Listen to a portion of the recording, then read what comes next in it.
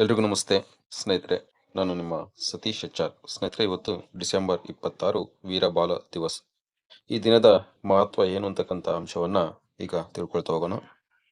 ವೀರಬಾಲ ದಿವಸ್ ಭಾರತದಲ್ಲಿ 10ನೇ ಸಿಖ್ ಗುರು ಗೋವಿಂದ ಸಿಂಗ್ ಜಿ ಅವರ ಯುವ ಪುತ್ರರ ಅಸಾಧಾರಣ ಧೈರ್ಯ ಮತ್ತು ತ್ಯಾಗವನ್ನು ಸ್ಮರಿಸುವ ಮಹತ್ವದ ದಿನವಾಗಿದೆ.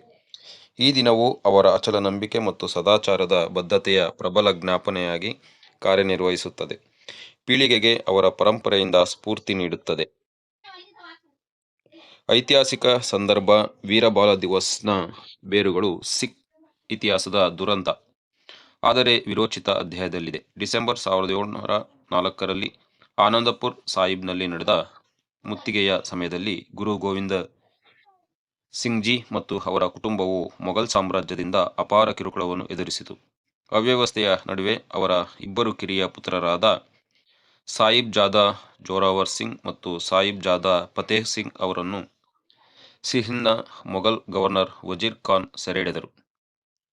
ಇಸ್ಲಾಂಗೆ ಮತಾಂತರಗೊಳ್ಳಲು ಸುರಕ್ಷತೆ ಮತ್ತು ಸಂಪತ್ತನ್ನು ನೀಡಲಾಗಿದ್ದರೂ ಆ ಯುವಕರು ತಮ್ಮ ನಂಬಿಕೆಯನ್ನು ತ್ಯಜಿಸಲು ದೃಢ ನಿಶ್ಚಯದಿಂದ ನಿರಾಕರಿಸಿದರು. ಈ ಧಿಕ್ಕಾರದ ಕೃತ್ಯವು ಅಂತಿಮವಾಗಿ ಡಿಸೆಂಬರ್ 26, 1705ರಂದು ಅವರ ಹುತಾತ್ಮತೆಗೆ ಕಾರಣವಾಯಿತು. ಅವರ ದೃಢತೆಗಾಗಿ ಅವರನ್ನು ಜೀವಂತವಾಗಿ ಕೊಲ್ಲಲಾಯಿತು. ವೀರಬಾಲ್ ದಿವಸದ ಮಹತ್ವ: ಜನವರಿ 2022ರಲ್ಲಿ ಪ್ರಧಾನಿ ನರೇಂದ್ರ ಮೋದಿ ಅವರು ವೀರಬಾಲ್ ದಿವಸ್ ಆಚರಣೆಯನ್ನು ಅಧಿಕೃತವಾಗಿ ಘೋಷಿಸಿದರು. ಇದು ಭಾರತದಲ್ಲಿ ಮಕ್ಕಳ ತ್ಯಾಗಗಳನ್ನು ಗೌರವಿಸಲು ಮೀಸಲಾಗಿರುವ ಮೊದಲ ರಾಷ್ಟ್ರೀಯ ದಿನವಾಗಿರುವುದರಿಂದ ಇದು ಐತಿಹಾಸಿಕ ಕ್ಷಣವಾಗಿದೆ. ಈ ದಿನವು ಸಾಹಿಬ್ ಜಾದನ ಅವರ ಶೌರ್ಯವನ್ನು ಸ್ಮರಿಸುವುದು ಮಾತ್ರವಲ್ಲದೆ ಧೈರ್ಯ, ಸಮಗ್ರತೆ ಮತ್ತು ನೈತಿಕ ಸ್ಥೈರ್ಯದಂತಹ ಮೌಲ್ಯಗಳನ್ನು ಉತ್ತೇಜಿಸುವ ಮೂಲಕ ಭವಿಷ್ಯದ ಪೀಳಿಗೆಗೆ ಸ್ಫೂರ್ತಿ ನೀಡುವ ಗುರಿಯನ್ನು ಹೊಂದಿದೆ. ಸಂದರ್ಭಗಳನ್ನು ಲೆಕ್ಕಿಸದೆ ಒಬ್ಬರ ನಂಬಿಕೆಗಳಿಗಾಗಿ ದೃಢವಾಗಿ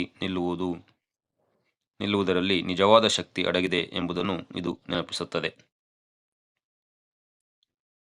ಆತ್ಮೀಯರೇ, ಇಷ್ಟೊತ್ತು ಕೇಳಿದಿರಿ ವೀರಬಾಲ ದಿವಸದ ಮಹತ್ವವನ್ನು. ಇದಾಗಿತ್ತು ಸೃಷ್ಟಿ ಸಿಂಚನದ ದಿನದ ವಿಶೇಷ.